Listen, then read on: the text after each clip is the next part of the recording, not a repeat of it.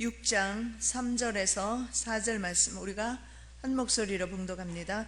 둘째 인을 떼실 때에 내가 들으니 둘째 생물이 말하되 오라 하더니 이에 붉은 다른 말이 나오더라. 그 탄자가 허락을 받아 땅에서 화평을 제하여 버리며 서로 죽이게 하고 또 큰 칼을 받았더라. 아멘.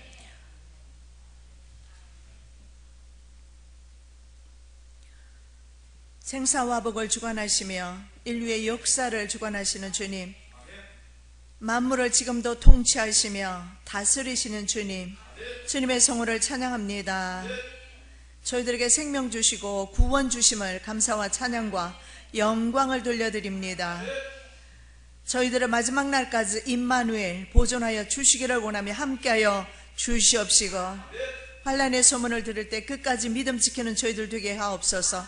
오늘도 2000여 년 전에 요한을 통해서 계시하신 음성을 저희들 직접 듣기를 원합니다. 사람의 음성이 되지 않기를 원합니다. 성령께서 친히 말씀하시는 시간 되어서 이 말씀 듣고 이 시대를 깨닫고 준비하며 성령으로 준비하여 다시 오실 예수 그리스도 재림주를 영광 가운데 천사장의 나팔과 호령 소리로 다시 오실 때에 주님 영접하는 우리 모두가, 우리 가족이, 우리 이민족이 될 수 있도록 복내려 주시옵소서.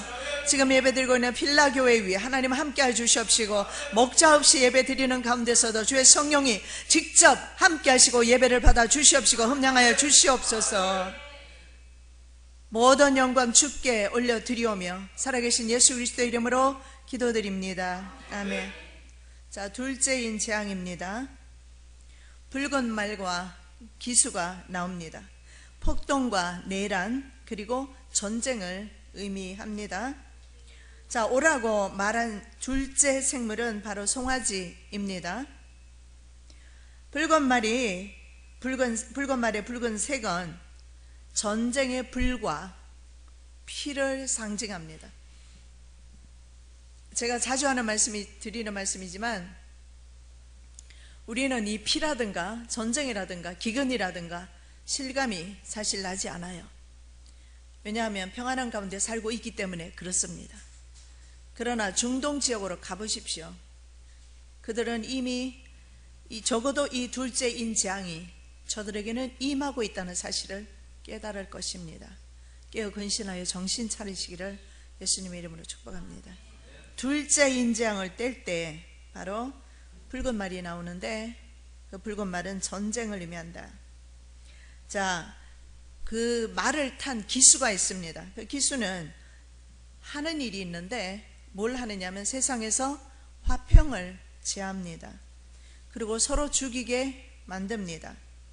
큰 칼을 무기로 사용하지요. 그래서 둘째인 재앙 때는 전 세계가 화평이라는 것이 없어질 겁니다. 그리고 이제 무기를 사용하여서 우리 귀에 들리는 소리는 전쟁의 소리뿐일 겁니다. 지금 들리는 소리는 지역적인 전쟁의 소문입니다. 그러나 그때는 지역적이 아니라 전 세계적인 그런 전쟁 가운데 들어가게 될 것입니다. 자, 이 큰 칼은 큰 칼이라는 단어에서 우리가 유추할 수 있는 것은 이 큰 칼이 암살, 반란, 그리고 전쟁 때 쓰이는 당금입니다. 이 큰 칼은 마카이라라고 하는데 이 마카이라가 뜻이 뭐냐면 반란이 일어났을 때, 전쟁이 일어났을 때, 암살할 때 사용하는 칼입니다. 우리가 보통 주방에서 사용하는 식칼 아니고요. 이 큰 칼이 사용되어진다라는 것은 이 전쟁의 규모가 적어도 전 세계적임을 알 수가 있습니다. 그런데 예수님도 칼을 사용하시죠, 그죠? 네, 예수님의 입에서 나오는 칼입니다. 이거 무섭죠? 예수님의 입에서 나오는 칼, 이 예수님의 입에서 나오는 칼은 이런 무기와 좀 다르지요. 질서와 정의의 칼입니다. 토파이아, 이 토파이아, 토파이아 아니고 롬파이아라는 단어가 바로 질서, 정의라는 단어입니다. 그래서 질서와 정의의 칼, 예수님의 입에서 좌우의 날쌘 검이 나온다 그랬죠. 그래서 그 입에서 나오는 검은 좀 특이해요. 다른 칼은 보통 한 면만이 날이 서 있어요. 그런데 예수님의 입에서 나오는 검은 좌우의 양날 검입니다. 그래서 심판주로 오시는 예수 그리스도는 어미하시고 그리고 주의하게 돼서 징벌하시고 징계하시고 두려운 하나님으로 오신다는 사실을 기억하시기 바랍니다. 흰말 기수 적그리스도가 출현한 후에 세계 전쟁이 있게 될 것이다 라는 것입니다. 흰말이 적그리스도, 흰말을 탄 기수가 적그리스도입니다. 그랬을 때 흰말이 나오고 그 다음에 붉은 말이 나온다는 것은 적그리스도가 이제 나타나게 되면 세계 전쟁은 불가피하게 될 것입니다. 그래서 지구상에 피비린내 나는 전쟁으로 모든 화평은 없어지게 될 것입니다. 지금이라도 여러분 평안하시기를 예수님의 이름으로 축복합니다. 속이 늘 전쟁입니다. 그죠? 참 죽을 맛이에요, 인생이. 전쟁이 나서 죽을 때 그 전쟁은요, 상상을 초월할 정도로 끔찍할 겁니다. 우리 전후 세대는요, 전쟁을 경험하지 못해서 모릅니다, 사실은. 저도 지금 이렇게 말씀 가운데 이야기는 하지만 경험하지 않았어요. 왜냐하면 전쟁 후에 태어난 세대이기 때문에.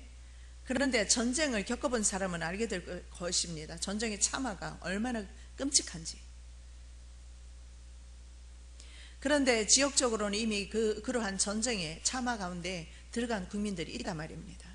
이것이 이제는 세계적으로 확산되어질 때, 그때가 이제 바로 둘째인 재앙을 떼는 그때가 아닌가. 아니면 물론 이 둘째인 재앙이요, 여섯째 나팔의 전쟁이 예비되기 때문에 일곱째 인이 지나고 그 다음에 일곱째 나팔 불고 그 다음에 일곱 대접 재앙이 있습니다. 그렇기 때문에 지금 북부적으로 나타나는 지금 그 전쟁 말이죠, 중동이라든가 중동뿐이겠습니까? 중국이라든가 지금은 사회주의 체제 가운데서 자유시장 경제 체제를 받아들였어요, 중국이. 그러나 그 전에 아시는 대로 모택동이라든가 공산주의 사회에서 얼마나 많은 사람들이 죽었다는 것을 생각해 보십시오.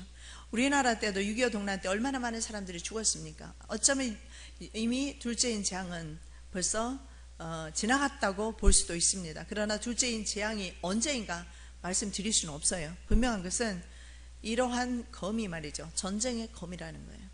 그래서 이것이 이제 마지막 여섯째 나팔 불 때 세계대전으로 확산될 것입니다. 자, 붉은 말은 온 지구상에 주 앞에 서 있다가 나가는 자들 가운데 한 사람으로서 엔드 타임에 하나님의 명령을 받아서 온 세상에 두루 다니며 하나님의 명령을 수행하게 됩니다. 이것도 역시 이러한 세력 자체도 하나님의 명령 가운데 이루어져요. 그래서 다니엘서 주제가 역사의 주인은 하나님이시다. 역사의식을 다니엘은 가지고 있었어요. 정말 성도가 필요한 것이 바로 이 역사의식입니다. 이것이 바로 예수님께서 시대를 분별하라 말씀을 합니다. 자, 이 붉은 말은 그러한 조차도, 이 붉은 말, 흰말조차도 주님 앞에 쓰임받는다는 것을 볼 수가 있는데, 마지막 전쟁인 아마겟돈 전쟁, 공마곡 전쟁, 3차 세계대전 같은 말이 될는지도 모르겠습니다. 이 전쟁을 수행하게 될 것인데 여섯째 나팔이 분 것이 된다. 만일에 세계전쟁이 일어나면 여섯째 나팔이 불었다 이렇게 보시면 되고, 그전에는 휴거가 없다고 말씀드렸습니다. 세계전쟁은 모두가 경험하게 될 겁니다. 예수님께서 일곱 번째 마지막 나팔에 오시기 때문에 그렇습니다. 자, 계시록 9장 12절에서 16절 말씀입니다. 첫째 화는 갔으나 보라, 아직도 이후에 화 둘이 이르리로다. 여섯째 천사가 나팔을 불매 내가 들으니 하나님 앞 금제다. 내 뿔에서 한 음성이 나서 나팔 가진 여섯째 천사에게 말하기를, 큰 강 유브라데에 결박한 내 천사를 놓아주라 하며, 내 천사가 놓였으니 그들은 그 연월 일시에 이르러 사람 3분의 1을 죽이기로 준비된 자들이더라. 마병될 수는 2만만이니 내가 그들의 수를 들었노라. 자, 유브라데에 내 천사가 묶여 있었는데 풀어주라고 합니다. 이미 풀렸을 줄 압니다. 이들이 하는 일이 뭐냐면 그 연월 일시에 하나님이 명령하시는 그 때에 사람 3분의 1을 죽이기로 준비된 자들이더라. 더라는 명사를 사용하고 있습니다. 그 사람, 영어 성경에 보면. 그래서 어떤 신학자들은 적어도 이 전쟁에 참여하는 군인들 2만만입니다. 2만에다가 만을 곱하면 2억이죠. 자, 2억의 군대 가운데서 3분의 1이 죽는다. 그럼 6,600만 명이 돼요. 그리고 또 다른 신학자들은, 대부분의 신학자들이 그렇게 보지 않습니다. 모든 인류 가운데 3분의 1, 모든 사람 가운데 3분의 1, 뭐 여러 가지 성경이 번역이 되어 있는 것을 볼 수가 있어요. 그래서 인류 가운데 3분의 1이 될 것이라면 적어도 7억으로 봤을 때 2억이 넘는 숫자가 이때 죽게 될 것이다 라는 것을 볼 수가 있습니다. 자, 12절에서 16절 말씀, 방금 계시록 16장 12절에서 16절 같은 구절인데 이번에는 16장입니다. 16장에 읽어보겠습니다. 또 여섯째 천사가 그 대접할 큰 강 유브라데 소돔에 강물이 말라서 동방에서 오는 왕들의 길이 예비히 되었더라. 또 내가 보매 개구리 같은 새 더러운 영이 용의 입과 짐승의 입과 거짓 선지자 입에서 나오니 그들은 귀신의 영이라. 이적을 향하여 온 천하 왕들에게 가서 하나님 곧 전능하신 이의 큰 날에 있을 전쟁을 위하여 그들을 모으더라. 보라, 내가 도둑같이 오리니 누구든지 깨어 자기 옷을 지켜 벌거벗고 다니지 아니하며 자기의 부끄러움을 보이지 아니하는 자는 복이 있도다. 새 영이 히브리어로 아마겟돈이라 하는 곳으로 왕들을 모으리라. 분명히 아마겟돈으로 가게 될 것입니다. 실제로 이스라엘의 에너지가, 엄청난 에너지가 사해바다에 묻혀 있다고 합니다. 그래서 세계 전쟁이 일어난다면 에너지 전쟁이 될 것이고, 시편 83편 전쟁이 그 전에 일어나는 것이 지금이 아마 일어나는 전쟁인 것 같습니다. 주변에 있는 나라들과의 전쟁이에요. 이스라엘 주변에 있는 나라들, 그 주변에 있는 나라들은 과거에 아브라함의 후손이자 아니면 에서의 후손인 이런 후손들이죠. 그래서 형제간의 전쟁이라고 그래서 고대 증오 전쟁이라고 그렇게 말합니다. 어쨌든 고대 증오 전쟁이 있다면 그 전쟁에 이어서 바로 세계대전으로 가게 될 텐데, 그때 보십시오. 동방에서 오는 왕들의 길이 먼저 유프라데 강물이 마름으로써 길이 예비되는데, 이미 유프라데 강물이 마른 지는 벌써 오래됐습니다. 왜냐하면 상부 터키에서 댐을 건설을 했어요. 그러면서 마르기 시작해서 거의 지금 실제로 성경의 말씀이 이루어진 것을 봅니다. 말라 있다고 그래요. 그런데 개구리 같은 새 더러운 영이 말이죠. 용의 입이죠. 마부, 그 다음에 짐승의 입, 마자, 거짓 선지자, 마영, 성부, 성자, 성령님을 똑같은 마부, 마자, 마영 일체입니다. 자, 그들에게 그 입에서 나오는데 그들은 귀신의 영인데, 자, 이적을 행하면서 이 귀신의 영들이 말이죠, 지금 뭘 하느냐 하면 왕들에게 가서 전능하신 이의 큰 날의 전쟁을 예비하고 있어요. 자, 여기서 볼 수 있는 것은 용의 입은 사탄이죠. 그 다음에 거짓 짐승의 입은 적그리스도입니다. 계시록 13장 1절에 보면 바다에서 올라오는 짐승이죠. 다니엘서 7장에도 보면 그 짐승이 네 번째 짐승으로 나오고 있어요. 자, 이 짐승이 바로 짐승이고요. 적그리스도고요. 그 다음에 거짓 선지자는 역시 계시록 13장 11절 이하에서 땅에서 올라오는 짐승입니다. 거짓 선지자예요. 자, 지금 짐승은 뭘 합니까? 용으로부터 권세와 보좌를 이양받았어요. 계시록 13장 2절 3절 말씀에 보면 사탄이 그에게 모두 자기의 보좌와 권세를 주었어요. 그렇게 해서 바로 전세계 권력이 중앙 집권 체제로 지금은 하나로 묶여졌어요. 그게 바로 신세계 질서, 신세계 정부입니다. 그리고 그 다음에 거짓 선지자는 하는 것이 있습니다. 그게 뭐냐면 전 세계 사람들의 종교를 현재 통합하고 있어요. 그래서 바로 카톨릭과 기독교가 일치, 종교 일치, 종교 간의 일치를 보고 있고, 그 다음에 불교와 기독교 간의 종교 일치를 보고 있고, 전 세계 모든 종교 간의 그리스도의 하나의 일치를 가지고 종교 일치를 하고 있는데, 이 종교 일치는 바로 예수 외에도 다른 그리스도가 있고 예수 외에도 다른 길이 있고 구원받는 길이 있다. 그렇게 해서 이것을 하는데 지금 이 일들이 일어나고 있어요. 이런 일들이 일어나야 되는 것은 반드시 전능하신 이의 큰 날을 위해서. 자, 스바냐 1장 14절에 이렇게 말합니다. 여호와의 큰 날이다. 여호와께서 이제 마지막 때 심판하는 날입니다. 온 세계를 심판해요. 그래서 여호와의 큰 날이다. 스바냐 1장 15절에 보면 여호와의 분노의 날이다. 그리고 황무와 폐괴의 날이다. 캄캄하고 어두운 날이다. 구름과 흑암의 날이다. 견고한 성읍과 높은 망대를 치는 날이다. 그래서 여호와의 이 큰 날은 전 세계적으로 이루어지는 일임을 볼 수가 있습니다. 국부적으로 이루어지는 것이 아닙니다.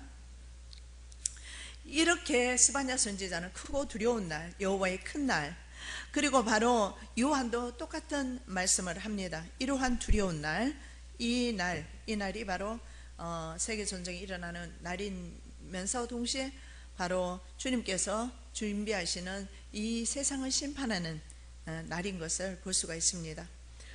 자, 세 번째 인지항 보겠습니다. 검은 말과 기수가 나오지요. 검은 말에서 볼 수 있는 것은 기근이 온다는 겁니다. 이건 당연한 거죠.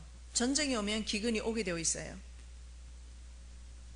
자, 계시록 6장 5절 6절 다 함께 봉독합니다. 셋째 인을 떼실 때 내가 들으니 셋째 생물이 말하되 오라 하기로 내가 보니 검은 말이 나오는데 그 탄 자가 손에 저울을 가졌더라. 내가 내 생물 사이로부터 나는 듯한 음성을 들으니 이르되 한 데나리온의 밀 한 대여 한 데나리온의 보리 속대로다. 또 감람류와 포도주는 해치지 말라 하더라. 아멘.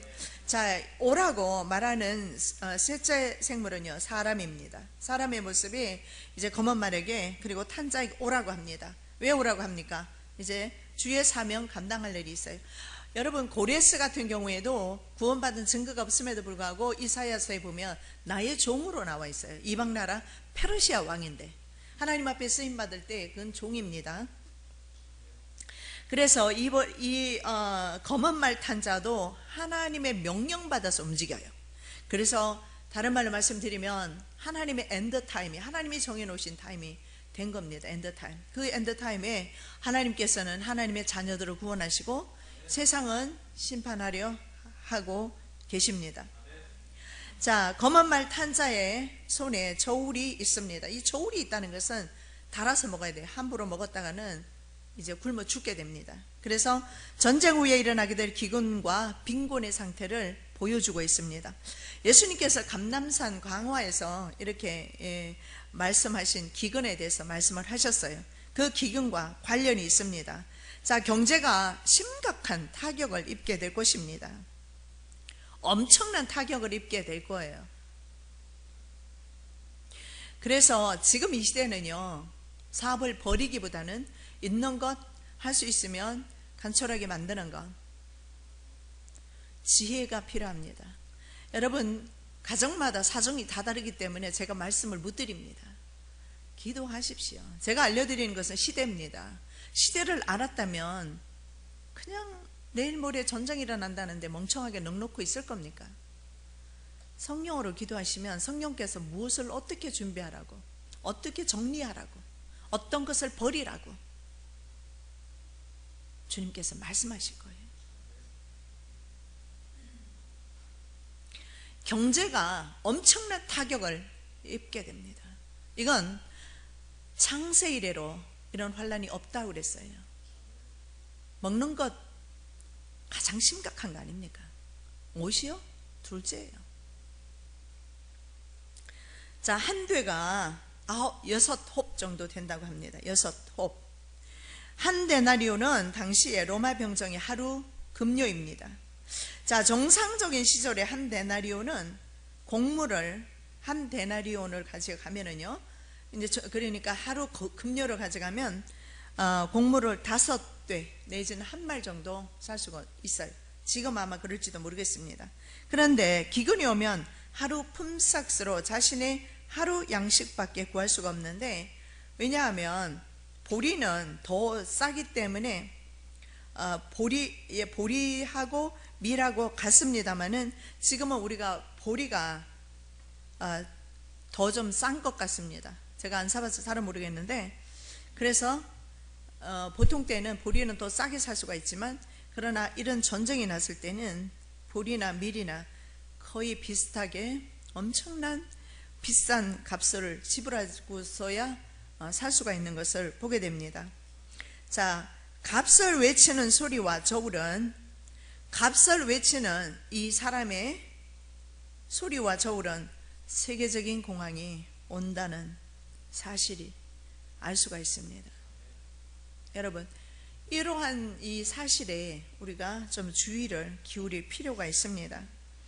자, 여기에 게시된 값들은 당시 로마 제국의 평균 시세보다 8배에서 16배나 더 비싼 것이다. 따라서 기근으로 고생하는 사람들은 가족에게 먹일 양식을 제한할 양밖에 구입할 수 없게 되고, 감람류와 포도주 같은 그 밖의 생활 필수품들은 공급 물량이 하나도 남지 않게 된다. 어떤 사람들은 이렇게 말합니다. 자, 여기서 한 데나리온에 밀 한 대, 그리고 한 데나리온의 보리 석 대, 보리가 좀 싼 것 같습니다.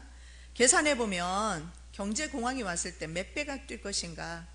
현재보다 10배에서 16배 가격이 뛰는 것을 보게 됩니다. 그렇기 때문에 지금보다 16배 생각해 보세요. 라면을 지금 예를 들어서 얼마예요? 한 박스가? 만원? 2만원? 미국에서는 10불, 15불씩 해요. 17불도 하고. 그러니까 여기 2만원, 만원인가? 12,400원. 그러면 10배면은요, 라면 한 박스에 12만원에서 16만원, 내지는 18만원, 20만원 주어야 살 수 있다. 그러면 여러분 이해가 되지요? 시대가 어디까지 왔는지 주님한테 한번 물어보십시오. 긴박하다는 사실을 알 수가 있을 거예요. 들을 귀 있는 여러분은 복이 있어요. 그럼에도 불구하고 행치 아니하면 또 소용이 없겠지요. 자, 16배까지. 그래서 그때는 보리와 밀이 매일 저울에 정확히 달아지는 때입니다. 아주 정확하게 달아서 팔게 되고, 아주 정확하게 달아서 먹어야지 생존할 수 있을지도 모르겠어요. 그래서 때로는 굶는 날이 더 많을 수도 있겠습니다. 자, 에스겔 4장 10절 11절. 너는 음식물을 달아서 하루 20세겔씩 때를 따라 먹고 물도 6분의 1 흰씩 데워서 때를 따라 마시라. 16절. 또 내게 이르시되 인자야, 내가 예루살렘에서 우려한 양식을 끊으리니 백성이 근심 중에 떡을 달아먹고 두려워 떨며 물을 데워 마시다가. 자, 물도 데워서 마셔야 합니다. 의뢰한 양식을 끊었기 때문에. 자, 왜 에스겔에게 이런 행동을 하게 했는가? 음식을 매일 조금씩 소량을 달아서 먹게끔 만들었습니다. 물도 거의 조금씩 먹게 했습니다. 그 이유는 상징성이 있어요. 앞으로 이스라엘이 그렇게 될 것이기 때문에. 그리고 에스겔이 보여준 대로 이스라엘은 그렇게 처참하게 전쟁으로 그리고 기근으로, 에스겔이 예언하고, 에스겔은 심지어 포로지까지 따라갔던 선지자입니다. 그런데 에스겔의 예언대로 그대로 되지요. 이스라엘 백성들은 물도 떡도 마음껏 먹을 수가 없게 되었습니다. 그리고 인분으로 그들은 음식을 해먹을 수밖에 없었어요. 그랬을 때 에스겔이 말합니다. 인분에다가 떡을 구워 먹어라. 저 그렇게 불결하게 못 먹습니다. 그러면 쇠똥으로 대신한다. 그래, 쇠똥으로 대신은 했지만 사람들은 인분으로 구워 먹을 수밖에 없어요. 쇠똥은 어디 있습니까? 쇠똥은 소가 있어야 쇠똥이 나오지. 소가 어디 있겠습니까? 인앤아웃에 아무것도 없어요. 그래서 하박국 선지자가 그렇게 하나님 앞에 호소했지 않습니까? 그리고 하박국 선지자가 말씀하지 않습니까? 밖에 소가 없고, 외양간에 소가 없고, 양이 없고, 아무것도 없어요. 밭에 식물이 없고, 감람류, 포도나무 아무것도 없어요. 인앤아웃에 아무것도 없어요. 그래서 하박국 선지자가 깨달은 것이 뭡니까? 나는 여호와로 인하여 즐거워하며 기뻐하리로다. 이것이 정말 성도의 신앙이에요. 아직도 육적인 것 가지고 기쁨 얻는 성도들은요, 조금 노력하셔야 돼요. 하나님으로 인해서 기뻐하며 즐거워하는 신앙. 그래서 하박국 선지자가 백성 가운데 있어지는 그러한 하나님의 공의가 굽어지고 율법이 시행되지 아니하고 의인이 말이죠, 신한켤레에 의인들을, 부자들이 신한켤레 의인들을 팔아버렸어요. 신한켤레 해봤자 10,000원, 20,000원, 기껏 해봤자 100,000원, 그죠? 그렇게 팔아버리는 그런 시대예요. 그리고 한 여자에게 부자가 다 함께 다녀갑니다. 사회 공의가 완전히 시행되지 않는 시대, 그런 시대 하박국 시대가 선지자가 살았어요. 오늘날의 시대와 비슷하죠. 하박국 선지자가 하나님 앞에 아뢰었죠. 하나님, 어찌하여 이 악을 보고 계십니까? 하나님께서 말씀하시기를 내가 갈대아 사람을 일으켰다. 바벨론인들이 쳐들어와서 너희 백성을 징계할 것이다. 너무 놀랐어요. 어떻게 악인이 의인을 칩니까? 졸지에 이스라엘 백성은 의인되고 바벨론 사람은 악인 되었어요. 바벨론 사람이 악인인 것은 맞지만 이스라엘도 악인이면 분명합니다. 그런데 왜 그렇게 의인이라 말했을까요? 오늘 오전에 제가 설교했던 것처럼 계약적 관계 속에서 이스라엘은 예수 그리스도의 피로 말미암아 의인된 것이지 뭐 잘나서 의인된 것이 될 수가 있습니까? 선을 행할 자 없으니 하나도 없다고 분명히 성경에서 말씀하고 있습니다. 그래서 그렇게 기도할 때 하나님 뭐라고 말씀하십니까? 교만한 사람은 교만한 대로 갈 것이다. 그러나 의인은 믿음으로 말미암아 살 것이다. 여러분, 제발 믿음으로 사십시오.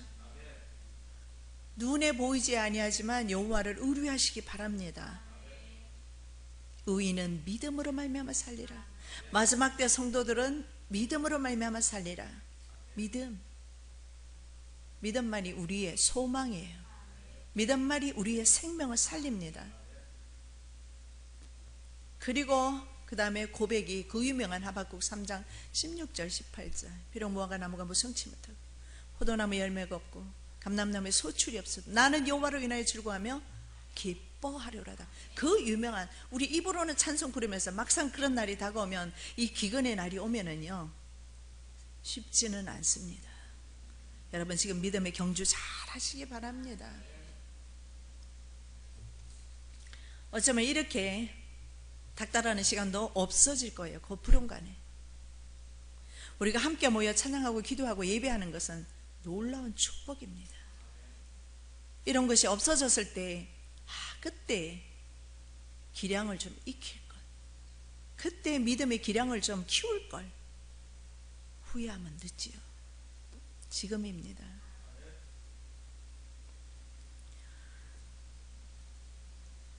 포도주와 감람류는 해치지 말라, 이렇게 말하죠. 여기에서 볼 수 있는 것은 여분의 식량이 그래도 존재한다는 것을 볼 수가 있어요. 근데 올리브 기름이라든가 포도주는요 비싸기 때문에 부자들만 먹었어요. 지금은 올리브 기름 많이 먹더라고요. 미국에는 거의 식당 가면 올리브 기름이 나와요.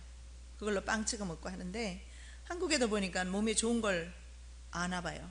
올리브 기름을 많이 사용을 하는데, 그러나 당시에는 말이죠, 이 올리브 기름이나 포도주는 아무나 그렇게 쉽게 먹는 음식은 아니었어요. 그래서 여기서 볼 수 있는 것은 비싸기 때문에 포도주와 감람류는 해치지 말라, 기름은 해치지 말라 했던 것은 부자들은 먹을 것이 있다라는 것을 의미할 수도 있습니다. 욥기 24장 10절 11절입니다. 그들이 옷이 없어 벌거벗고 다니며 곡식 이삭을 나르나 굶주리고 그 사람들의 담 사이에서 기름을 짜며 목말라 하면서 술투를 밟느니라. 기름을 정작 짜고 목말라 하시고 술투를 밟지만 부자들을 위한 것일 수도 있다. 실제로 만일에 이런 것이 포도주와 감람류 같은 사치품, 이런 것이 남아 돈다 하더라도 식량은 구하기 힘들다라는 것을 볼 수가 있습니다. 실제로 네로 황제 때 그런 일이 있었어요. 엄청난 흉년이 왔습니다. 그런데요, 흉년이 왔을 때 가난한 백성들만 고통받았어요. 부자들은 전혀 영향을 받지 않았다, 그렇게 역사는 전하고 있습니다. 부자들은 상대적으로 견디기 쉬울 것입니다. 왜냐하면 먹을 것들이 준비되어 있기 때문에 그렇습니다. 그렇지 않고 백성들은 쉽지는 않을 것이다. 이것이 바로 셋째인 재앙입니다. 자, 그 다음에 네 번째인 재앙입니다. 오늘은 네 번째인 재앙까지 하겠습니다. 자, 6장 7절 8절 말씀입니다. 넷째 인을 떼실 때 내가 넷째 생물의 음성을 들으니 말하되 오라 하기로 내가 보매 청황색 말이 나오는데 그 탄 자 이름은 사망이니 음부가 그 뒤를 따르더라. 그들이 땅 4분의 1의 권세를 얻어 검과 흉령과 사망과 땅의 짐승들로서 죽이더라. 이 말하는 네 번째 생물은, 오라 하고 말하는 네 번째 생물은 독수리입니다. 이 독수리 사람 이 네 동물은요, 에스겔서에 나오는 동물이죠.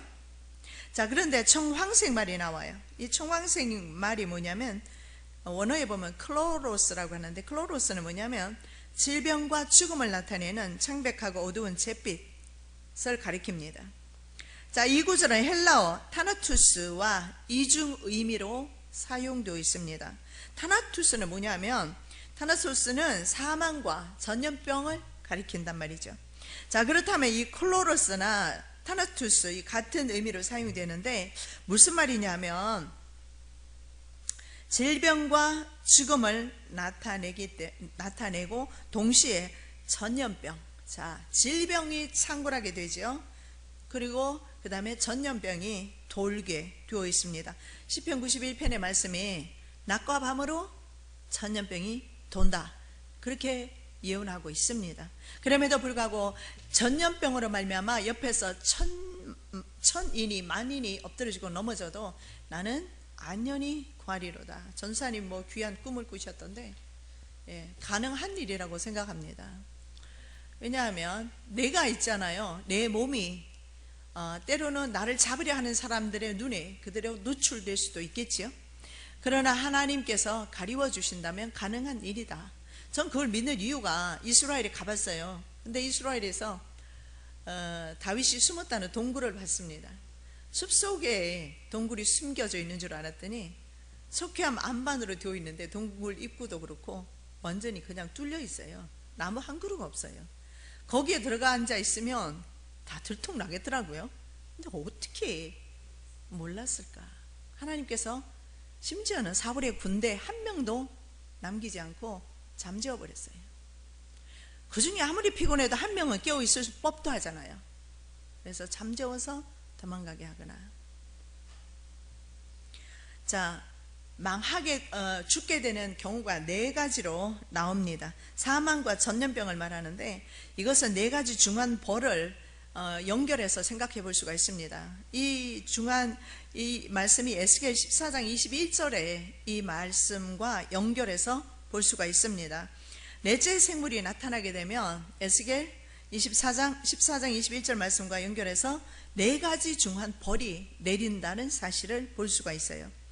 자, 봉독합니다. 여호와께서 이같이 이르시되 내가 나의 네 가지 중한 벌, 곧 칼과 기근과 사나운 짐승과 전염병을 예루살렘에 함께 내려 사람과 짐승을 그 중에서 끊으리니 그 해가 더욱 심하지 아니하겠느냐.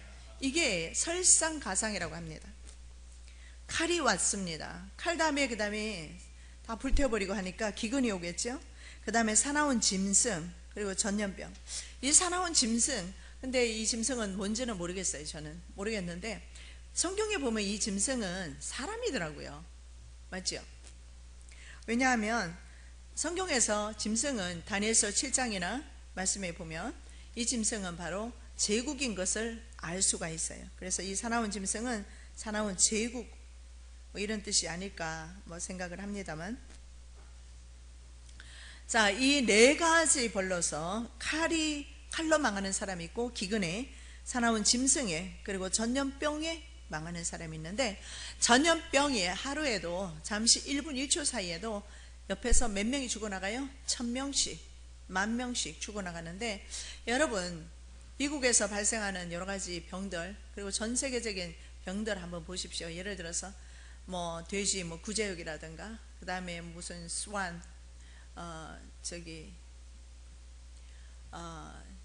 그리고 슈퍼박테리아 같은 거, 이게 살이 썩어 들어가는 거, 그 다음에 에볼라, 이런 것들, 이런 것들을 한번 보십시오. 이거 있잖아요. 독일 네이처 과학지입니다. 밝혔어요. 이 연구소의 연구물이라고. 연구를 위해서 미국 CDC는 뭘 하느냐? 전 세계 의약품을 보급하는 데예요. 의료기기를 보급하는 데예요. CDC와 러시아의 박물관, 러시아에 이것이 보관이 되어 있어요. 그런데 이것이 보관되어 있는데 이걸 한 지역에 풀었다. 그럼 대한민국 정도는요, 사실 사이즈가 작지 않습니까? 그리고 밀집 지어된 상태에서 살지 않습니까? 그렇기 때문에 삽시간에 이 전염병이 전국을 다 휩쓸 수도 있어요. 그런데 시편 91편의 말씀에 보면 안연히 구하리로다. 이것이 바로 예수 그리스도께서 우리들에게 주시는 축복인데, 여러분 이집트에 내렸던 재앙을 한번 생각해 보십시오.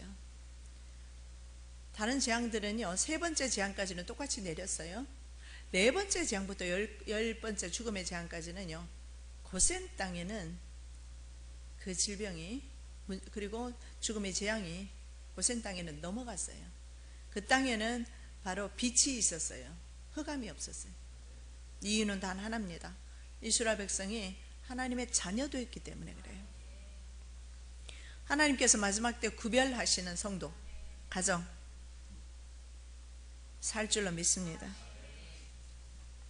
자, 청황색 말을 탄 자의 이름이 있습니다. 이 이름은 사망이다. death.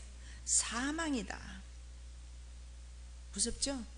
그러니까는 기근으로 사망하고 전쟁으로 사망하고 사망이다.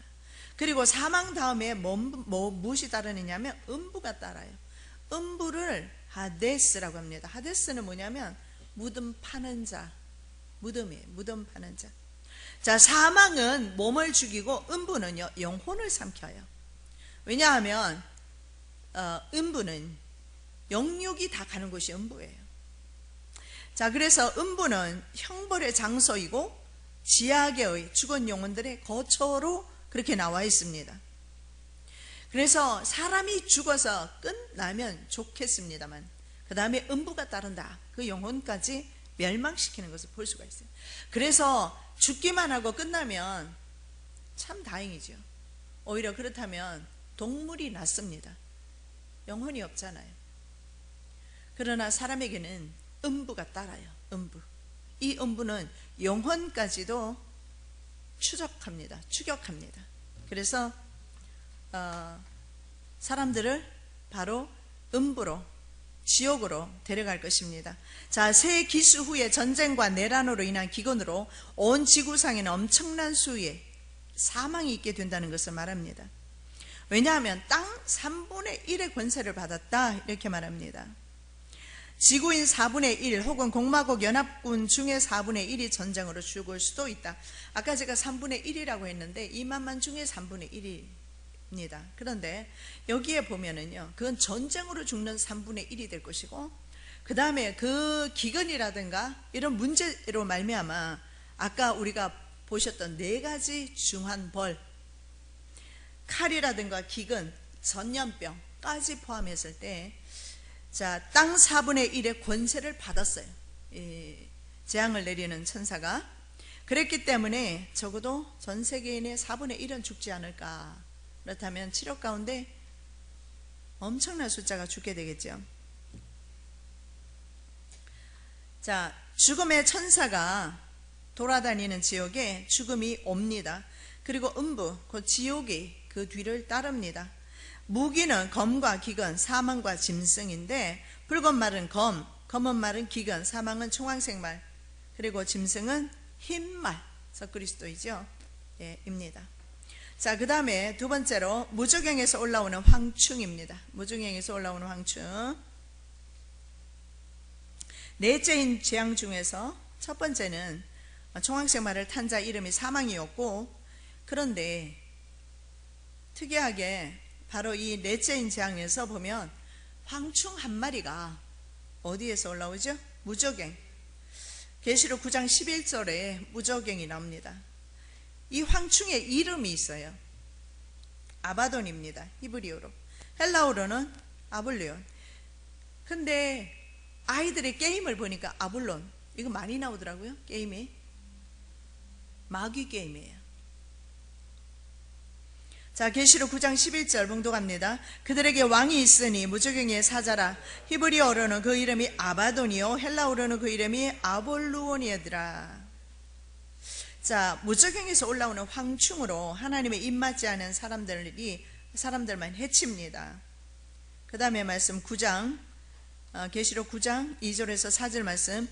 그가 무저갱을 여니 그 구멍에서 큰 화둑의 연기 같은 연기가 올라오매 해와 공기가 그 구멍의 연기로 말미암아 어두워지며 또 황충이 연기 가운데로부터 땅 위에 나오매 그들이 땅에 있는 정갈의 권세와 같은 권세를 받았더라. 그들에게 이르시되 땅에 풀이나 푸른 것이나 각종 수목은 해하지 말고 오직 임하여 하나님의 인침을 받지 아니한 사람들만 해하라 하시더라. 아멘. 이스라엘을 나무로 비유를 했습니다. 이스라엘은 포도나무로 보통 비유를 합니다. 감람나무도 있죠. 근데 3대 주산물 가운데 하나가 바로 감람나무, 포도나무 이런 것들이 있는데 주로 이스라엘을 가리킬 때 포도나무다. 이사야 선지자의 말씀을 통해서 포도원을 만들어 놓고 포도나무를 심었다, 극상품 포도를 심었다, 에스겔 말씀에도 나오고 다 나오죠. 자, 그런데 이스라엘이 바로 이 나무인 것을 알 수가 있는데 더 나아가서 바로 이방인 가운데서도 하나님의 자녀된 사람들의 바로 나무가 아닐까. 그래서 땅에 풀이나 푸른 것이나 각종 수목은 하지 마라. 그리고 오직 이마에 하나님의 인침을 받지 아니한 사람들만 해하라. 하나님의 인을 따로 받는 것을 보게 됩니다. 솔직히 우리가 구원 받았는지 안 받았는지 주고 봐야 하는 일입니다. 그건 주님만이 아시는 일이에요. 중요한 것은 마지막 때 성도들 하나님께서 따로 이마에 인치신다는 사실을 기억하시기 바랍니다. 사망과 지옥이 풀려났어요. 마지막 때는 지금 이미 풀려난 것 같습니다. 풀려났어요. 그러니까 전 세계에서 그렇게 많은 사람들이 죽어나지. 우리 특히 여자들은 신문 보는 거 되게 싫어하죠, 그죠? 뉴스는 더 안 보고 좀 많이 보십시오. 세상이 어떻게 돌아가는지 알아야지. 그저 우물 안의 개구리입니다. 그렇게 해서는 이 시대를 알 수가 없어요. 한번 세계가 어떻게 돌아가는지. 그러지 않아도 메이저 20개의 메이저 언론들을 국제금융자본이 다 장악하고 있어요. 그들이 내보내는 뉴스만 우리는 보고 있어요, 실제로는. 그런데 간간이 있잖아요. 우리가 여러 가지 뉴스를 접할 수가 있는데, 인터넷을 통해서. 그런데 중동에서 어떤 일들이 일어나고 있는지,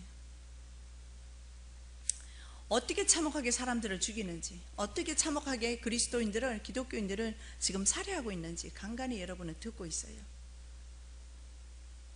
듣고 흘리지 마시고 붙잡고 기도하십시오. 그게 먼 훗날의 일이 아니에요. 곧 닥치게 될는지도 몰라요. 남의 불행을 방관할 것이 아니라고 했어요, 성경에는. 형제의 날에 고통을, 고난을 너희들이 방관할 것이 아니다. 그렇게 하나님 앞에 징계받는 나라가 있어요. 형제의 날에 방관하지 마라. 사망과 지옥이 환난 때에 풀어집니다. 그래서 만국을 미혹하게 되고 성도들을 핍박합니다. 이것이 바로 황충입니다. 제 말이 아니잖아요. 무저경에서 황충이 풀려났다 분명히 말씀하고 있습니다. 그 황충의 이름은 아바돈인데, 이 아바돈은 이미 역사를 시작하고 있어요. 그리고 많은 사람들을 화덕의 연기로 죽이고 있어요. 이 화덕의 연기는 저는 비진리로 봅니다만, 비진리로 수많은 믿는 자들을 미혹시키고 넘어뜨리고, 더 나아가서 이 황충은 바로 전쟁이나 무기를 가지고 전 세계를 위협하고 있는 것입니다. 그리고 이 황충은 바로 성도들을 핍박하게 될 것입니다. 이 황충의 모습을 보면 옛날에 이집트에 나오는 신의 모습과도 비슷해요. 왜냐하면 반은 인간이고 반은 동물의 모습으로 나옵니다. 이런 모습 많이 보이죠, 그죠? 예. 자, 인간은요, 사람의 얼굴과 여자의 얼굴이에요. 머리털이에요. 여자의 머리털과 그 다음에 사람의 얼굴을 하고 있고, 그 다음에 이 동물은요, 말과 사자의 모습을 하고 있어요. 자, 여기서 이 황충 역시 우리가 볼 수 있는 것은 짐승이고, 이 짐승은요, 여러분 아시는 대로 사자는 바벨론이었어요. 그죠? 계시록 17장에 가면 이 바벨론이 바로 멸망당할 도성으로 나옵니다. 그래서 이런 모양은 결국은 제국들이 전쟁을 준비하는 모습인 것을 볼 수가 있습니다. 자, 계시록 9장 7절에서 8절 말씀까지 황충들의 모양은 전쟁을 위하여 준비한 말들 같고 그 머리에 금 같은 관 비슷한 것을 썼으며 그 얼굴은 사람의 얼굴 같고 또 여자의 머리털 같은 머리털이 있고 그 이빨은 사자의 이빨 같으며. 여러분, 이 짐승은 뭐 작은 나라를 굳이 뭐 짐승으로 표현하지는 않는 것 같고요, 고대로부터 지금까지 세상을 지배했던 강대국들임을 볼 수가 있습니다. 짐승과 인간의 이 모습은 인간 나라를 다스릴 세상 왕이거나 세상 제국이라는 겁니다. 자, 다니엘서 7장에 보면 4마리 짐승이 나오죠. 4마리 짐승 가운데 첫째가 사자, 둘째가 곰, 셋째가 표범, 넷째가 7머리 10뿔 짐승입니다. 자, 그런데 이 모습이 7머리 10뿔 짐승, 이 모습, 그런데 실제로 이 나라들은 어느 나라를 가리키느냐? 사자는 바벨론, 곰은 페르시아, 표범은 헬라, 7머리 10뿔 짐승은 고대 로마, 그리고 앞으로 다가오게 될 적그리스도 국가가 될 것입니다. 그래서 짐승과 인간의 이 모습은 인간 나라를 다스리는 인간 왕이거나 세상 제국이다. 그래서 이 제국은 적그리스도 제국이 될 것입니다. 그래서 성도들을 핍박하는 그런 나라가 될 것입니다. 자, 다니엘서 7장 17절 그리고 24절입니다. 그 네 큰 짐승은 세상에 일어날 네 왕이라. 그 10뿔은 그 나라에서 일어날 10왕이요 그 후에 또 하나가 일어나리니 그는 먼저 있던 자들과 다르고 또 새 왕을 복종시킬 것이며. 자, 네 큰 짐승은 네 왕이라고 그랬어요. 네 왕. 자, 페르시아, 바벨론, 페르시아, 헬라, 로마. 로마와 똑같은 로마의 나라에서 나오는 적그리스도 나라가 될 것입니다. 적그리스도 국가. 그래서 네 왕이다. 네 나라의 네 왕이다. 그리고 10뿔은 이 나라에서 일어날 10왕이다. 그리고 그 중에서 10뿔 중에서 말이죠, 하나가 아주 강한 게 있는데 10뿔 중에서 3개가 뽑혀요. 그리고 새로 하나가 나오죠. 그래서 계시록 17장에 보면 이것을 8번째 왕이다 말해요. 이 8번째 왕이 바로 적그리스도인 것을 볼 수가 있습니다. 8번째가 적그리스도인데 계시록 17장 11절 말씀에 보면 belongs to ancient kings 이렇게 나와요. ancient. 이건 무슨 말이냐면 이 8번째 왕으로서 seventh, 그러니까 seventh ancient kings 이렇게 나와요. 7번째 고대 로마, 지금 내가 순서를 잘 모르겠는데 ancient seven kings인가 그런 것 같아요. ancient 고대 7왕 가운데 속한 자로서 8번째. 그래서 8번째는 반드시 7왕에 속한, 말하자면 7왕의 후손이어야 된다. belongs to는요, 내 딸을 나한테 belong to 됐다 이렇게 말해요. 왜냐하면 이거는 혈연 관계로 갈 때 보통 belong to를 써요, 언어에.